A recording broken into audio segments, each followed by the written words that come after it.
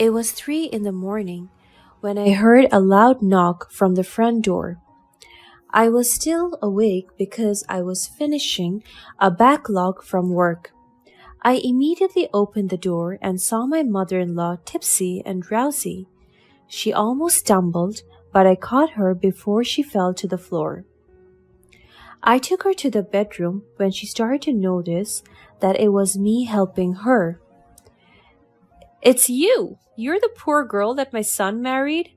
Look at you! You're such a loser!" She said those in a very disrespectful voice. I did not mind her. "Let me help you change your clothes." But she slapped my hand and lay down instead. "Look at your face. You look like a soggy potato. You're an ugly duckling. I wonder what your mother looked like. She must be like you, poor and ugly." She laughed at the insult that she threw at me. I was hurt by what she said, but I'm already used to it. There was never a day that she did not insult me. She always reminds me of how low I was and how derogatory my family's social status is. I kept everything to myself. I allowed her to hurt me with her words, because I know that one day everything she said will return to her and haunt her. When she kicked me, I helped her lie on the bed, and I fell to the ground. She is already in her 50s, but still enjoys partying all night with her friends. "Do you see this? This is a 30-carat gold ring, which you will never have." As she laughed, she came near me and spit on me. "Oh, I'm so sorry. I thought you were a trash can, because look at you, a garbage." I can feel my heart breaking into pieces. My tears slowly fell down my cheek. She's a monster. I will never forget her mistreatment of me. And because of that, I left her and went to the master's bedroom. I lay beside my husband, who was peacefully sleeping.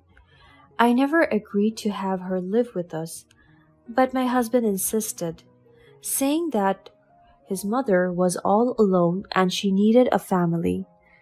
But ever since she lived with us, I never had peace. The next day she came home with a new bag, and the moment she walked past me as I was busy working, she stopped. She looked at me and flaunted her bag. "Poor you! You could never have this bag when you were young, right?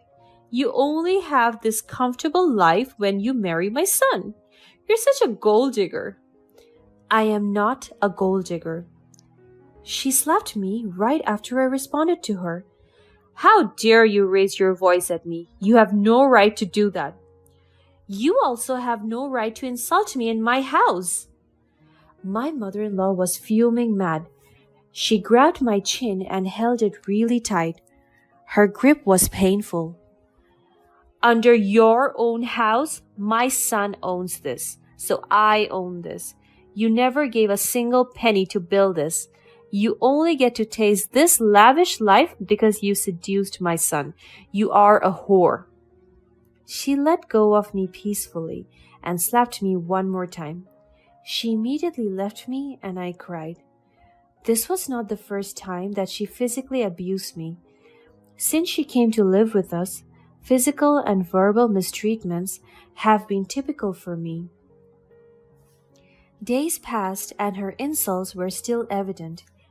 Every day, she reminds me of how worthless and poor I am, while she wastes all her or my husband's money as she goes out with her friends almost every day. One day, I received a call from my mother. "Hello, dearest. It's been a month since we talked. Can I see you today? Let's meet at the cafe." "Sure, Mom. I'm done with work for today. We can meet at 5 o'clock. See you." After all the insults and mistreatment I experienced, a refreshing feeling finally came. I missed my mother so much and was desperate to see her. As I arrived at the cafe, the staff greeted me nicely, as if they were so excited and amazed to see me. "Welcome back, Ma'am Lowe. We missed you." One of the cafe staff greeted me. I smiled at him as he took me to my favorite spot. "We reserved this spot just for you and your mother." "Thank you so much, Andrew. Keep up the excellent work." He smiled back at me and went to the cashier's booth. After 3 minutes of waiting, I saw my mother exit the car as our driver opened the door for her. She's wearing Prada sunglasses that I gifted her last Christmas. She still looks impressive, even in her 50s. As she entered the establishment, everyone greeted her. Of course, they would welcome the boss if they wanted to be commended. She sat across from me and greeted me with the sweetest smile. "I miss you so much," I told her as I leaned forward to kiss her on the cheeks. "It seems that you really missed me. I was surprised that you did not decline my invitation," she jokingly said. I laughed at her statement, and we just talked for minutes until she noticed the bruises on my chin. Her eyes went wide. "What is that?" She tried to reach out for my chin, but I moved away. This is nothing, Mom." My mother looked me in the eye, the scariest stare to be exact, and I know that whenever she gives me that look, it's over for me. I have to tell her what happened. I heaved a sigh. "Fine, it's Alexis." "Again? I swear to God, Lauren, I will sue that girl. I told you that I should have taken legal actions against her mistreatment of you. Since you were young, I never laid a hand on you, and I will never let another woman hurt you." My mother raised her voice, so we caught everyone's attention in the cafe. I tried to calm her down. "Mom, I'm fine. I can handle myself." "No, it's not okay with me. When will you keep on pretending that you just have a simple life? Why can't you tell her that you are a daughter of a multimillionaire businessman and woman? Do you want your dad to know about this?" "No, I don't want him to get angry." "Exactly, so listen to me. Tell that girl to stop hurting you, or I will make her life scramble. I can do that in just a snap." I completely forgot the influence that my parents held. They own chains and chains of businesses in the country. I always have lived a comfortable and wealthy lifestyle, but I do not want to be envied or labeled as superior by anyone. That is why, as much as possible, I try to hide my real identity, especially from my mother-in-law. Although my husband knows everything, I still told him to never worry about me. "How about Diego? What is his stance on all of this?" "He wants me to tell my mother-in-law the truth so I can put her into place, but I refused." My mother heaved a big and loud sigh of frustration. "Just remember that I trust you, and please take good care of yourself." "I promise." I hope with that word my mother has been reassured. I went home that day full of joy. My mother truly brings me comfort and safety. I saw my evil mother-in-law waiting for me as I entered the house. "Where have you been?" she asked me as if I had done something wrong. "I went out to see my mother." "Oh, your beggar mother. You only have her as a friend because who would hang out with an indigent person like you? Of course, someone from your kind." I clenched my fist, controlling myself from saying something. I did not listen and continued walking towards our room when she called me again. "Aha! Where do you think you're going? Cook me some food. I'm hungry. Diego will stay late at the office today, so serve me." She instructed me like I was her maid. I wanted to talk back but held back from doing such a thing, so I followed her and served her a meal. When I was about to sit and eat with her, she told me that the food was just for her. "Do you pay for this food? For sure, this is from my son's pocket, So don't even consider eating because you have yet to pay for this.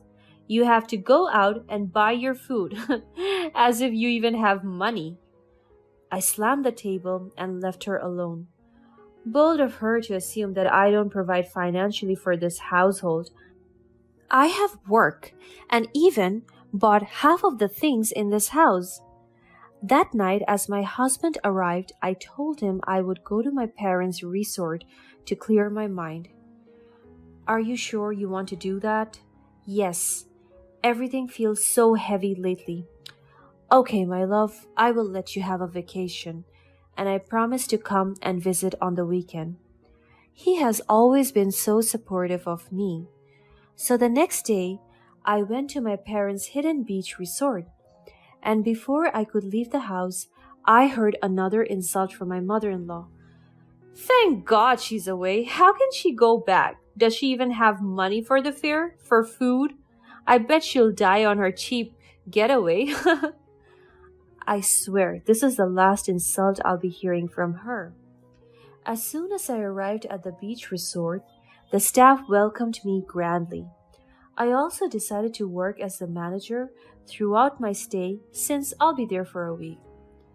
My husband kept on telling me how annoyed he was with his mother and how much he wants us to move into a separate house. He even apologized that he decided to live with her. The following days were incredible. I have never had the chance to experience tranquility and comfort for over a year now. I miss being here, away from all the mistreatments back home. I was enjoying my cold tea on the balcony when I heard a loud crash, followed by shoutings, swearings, and another crashing. And there was even a threat. I immediately went downstairs and listened to the woman's voice as I walked towards the commotion. This is so unexpected. I will call 911. I'll tell them that your management is horrible and you are trying to poison me. Madam, I only gave you the wrong order and I apologize. It was an honest mistake. I never ever thought of poisoning you. Liar! Where is your manager? I want to talk to them. I want to tell them how terrible they are. I will burn this resort to the ground. I thought this place was grand and exquisite. It is the complete opposite. That's where I stepped in. Excuse me, ma'am. I'm the manager. She looked at me and her eyes widened. She even trembled as I looked at her from head to toe. It was my mother-in-law, and with her were her friends, but she quickly got her pace back. What the hell are you doing here? Of all the places where you can have your cheap vacation, must it be here? Oh well, cheap people go to cheap places. Ma'am, you're talking to our manager and the daughter of the resort's owners. Alexis laughed. She laughed so hard that we even waited for her to stop laughing. You're finally a girl, aren't you? You're such a laughingstock. Her? Daughter of the resort's owners? Oh, hell no. She's a poor provincial girl who happens to marry my son, a wealthy man. She's a gold digger. Who are you calling a gold digger? My daughter? My mother stepped in and walked close to my mother-in-law. I saw Alexis gulp as my mother was highly intimidating. She's your what? She's my daughter. I'm her mother. She's the heir of this resort and our many other businesses. And as long as I can remember, we are not poor. In fact, we don't dig gold. We buy them. Alexis was in complete shock. She can't even say a word for a minute. This can't be. You're joking. Just look at her. Yes, look at me. What can you see? A poor girl who is being abused by her mother-in-law? I'm sorry to burst your bubble, but I'm not the person you think I am. I tolerated your monstrosity, but I had enough. Now look at you. You have a miserable life, picking on women just because you're a petty and jealous. She just stood there with an unexplainable expression on her face. Might it be anger, fear, or disgust? But she's probably embarrassed. So now, what are your bookings again? The receptionist handed me their records. Oh, 4 rooms, and you will pay them all? What a gallant rich woman, I mockingly said. I can see her knees shaking in nervousness. How about we cancel all of them? Have them voided, no refund, and eternal banishment from the resort. Wouldn't that be great? Of course. Thank you for your stay. I hope you enjoyed it. I closed the record book and gave it back to the receptionist. Alexa's friends frowned at what they heard. Alexis immediately begged for forgiveness as she kneeled. Lauren, please, don't do this. I promised my friends that I would pay for this trip. We have come a long way. Don't be so rude. Rude? Are you telling me that I'm rude? Can you remember all the things that you did to me? You mistreated and abused me. Moreover, you insulted me as if my life was nothing compared to yours. You just got to experience a taste of your wrongdoing, and now you're begging for mercy? You deserve that. This is your wake-up call. I left her as she crawled for help and mercy, but I know she is only doing that to save herself from embarrassment. I was walking away when I looked back at her. Oh, I almost forgot. You are going to pay for all the things you have broken. I need the payment by the end of the moment. She bawled her eyes out once again. Please, I don't have enough money left. That is not my problem. From then on, my mother-in-law started to respect me. She never insulted me again.